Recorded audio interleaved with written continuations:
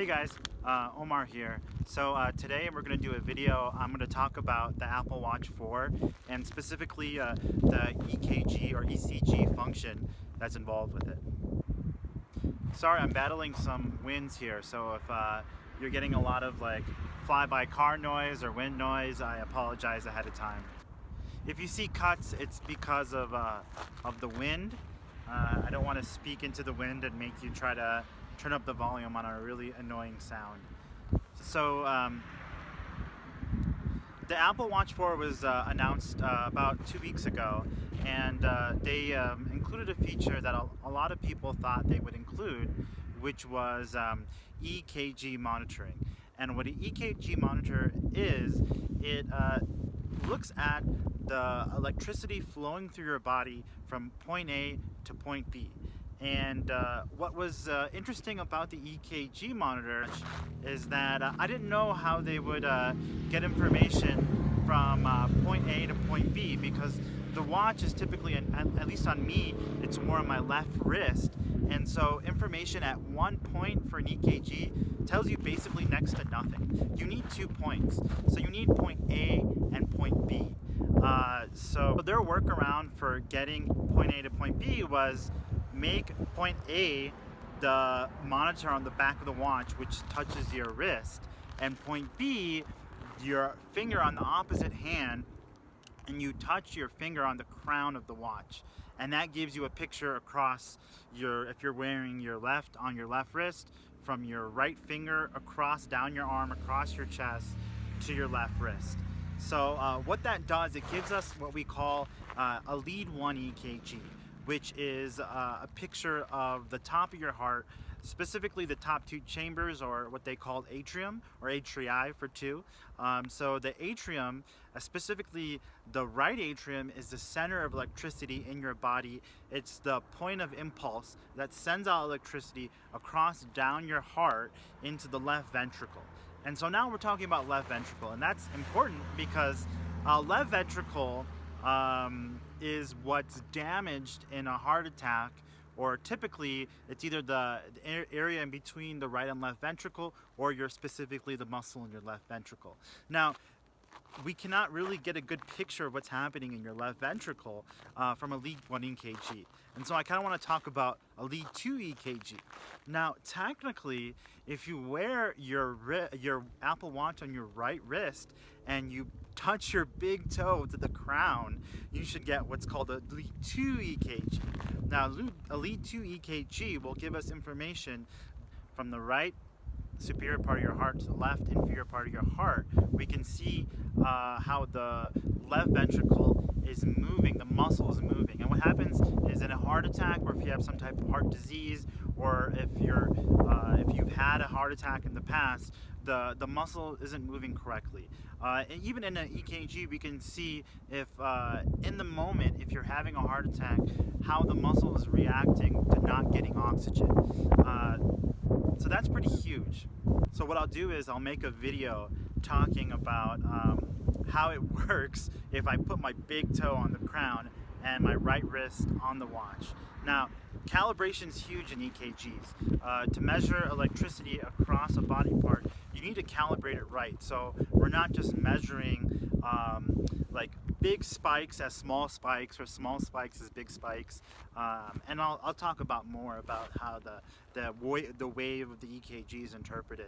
But so I'll make a video about how it works, if it does, if we can take a lead 2, which would be huge.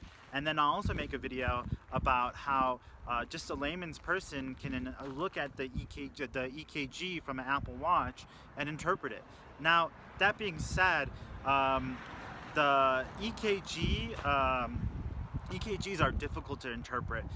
There's a reason why cardiologists specifically look at EKGs, and that's a lot of their job, because it takes a lot of training. It takes hundreds of hours of training at a graduate level to look at an EKG. Specifically, what they call a 12-lead EKG is when they put, like, if you've ever seen EKG taken, they put a lead on your right arm, your left arm, your right leg, your left leg, in the middle of your chest, and across the bottom of the left side of your body, to get views from the bottom, the left side, the right side, the front and in the middle of your heart.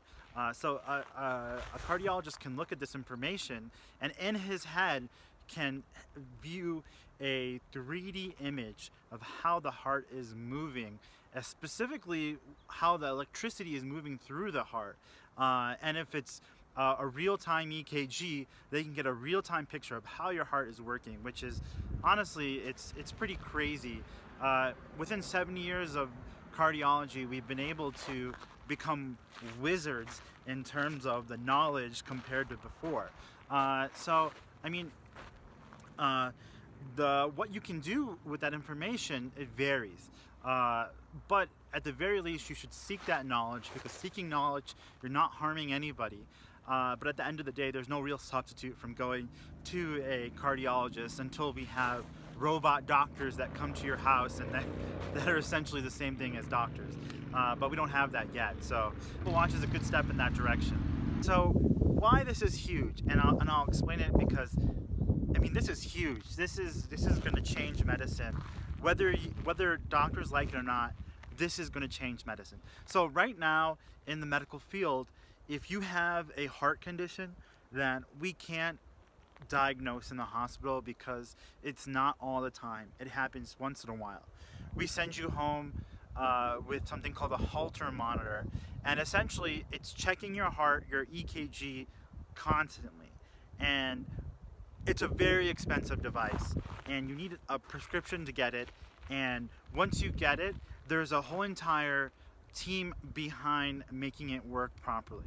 Like, for example, if something goes wrong with your heart while you're wearing the monitor, and it's constantly being monitored, a signal will go to your wireless signal in your house, typically at nighttime, like they'll pick it up, and then that will go to the company that's in charge of that particular Holter monitor.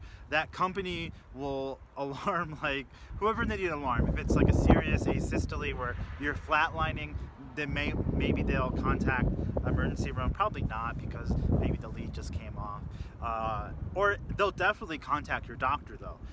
And so that's a big, expensive process that cardiologists go through on a daily basis with their patients, and it's great for what it is, but it's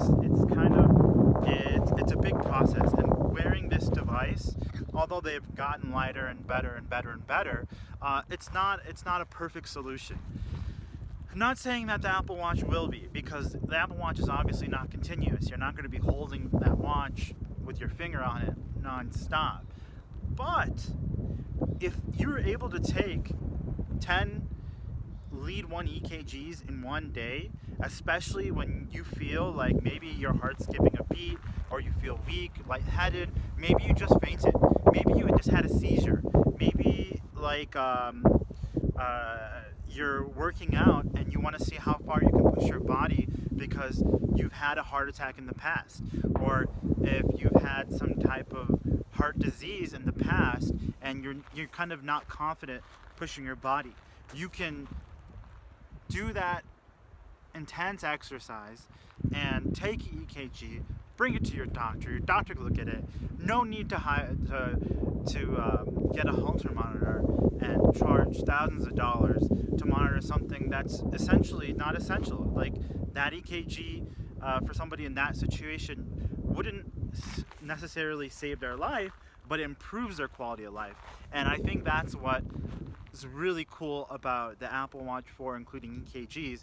It will hopefully improve the quality of life for a lot of people that have heart disease. And that's huge, because right now we're in a part of medicine where we're very concerned about keeping you alive in cardiology. We're very concerned about it. We want to keep you alive, but quality of life, it's important, but it's not as important as you would think. And so that's huge. As you can tell, I'm interested in medical devices and technology, and so I'll try to make a series of videos along the Apple Watch and how you can use it, to better your life and your health, and monitor yourself. Specifically, I'll give you a few examples, because how it's used and what it's used for is not very clear, especially if you look at the Apple keynote. They mention AFib in the keynote, and a lead one from the right side of the top chamber to the left side of the top chamber will definitely, I think, be able to pick up atrial fibrillation, which is huge. A lot of people have AFib that's undiagnosed. Now, will a lot more undiagnosed people that are not in harm's view be diagnosed and be put on medication?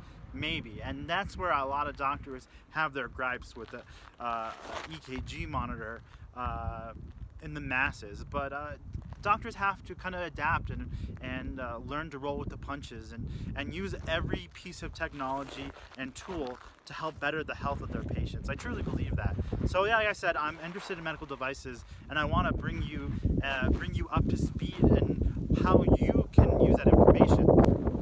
So what I'll do is I'll make a few different videos. So I'll make a video about how to read the EKG. I can make a video about what to do with the information once you get it. And I'll make a video about how often you should take an EKG. And I'm also very interested in making a video about how to deal with a doctor that doesn't want to use that information.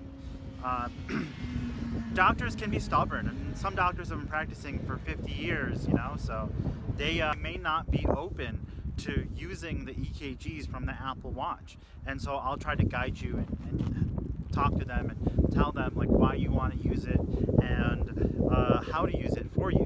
Like also it might be interesting to know like, okay, when should I take an EKG and how many should I take, over what period of time should I take it, and then you have a good piece of relevant information for your doctor, because if you don't take it at the right time, or if you don't have enough, or if you have too many, you might be drowning your doctor with information. So how to course your doctor into helping you using the Apple Watch, which is key, because like I said, they can be stubborn and they might not want to be roll with the punches, as you would say, and be a more modern physician. So that it's not the end of the world. I mean, doctors can be reasonable, they can be unreasonable, but most of them are reasonable. And so if you explain to them that you want to use this information for A, B, and C, then they should comply. They should help you out, and that's what they're there for. So I hope you have a great day. I hope you eat a great meal. I hope you have some good times. I hope you have some laughter, and take care. Peace.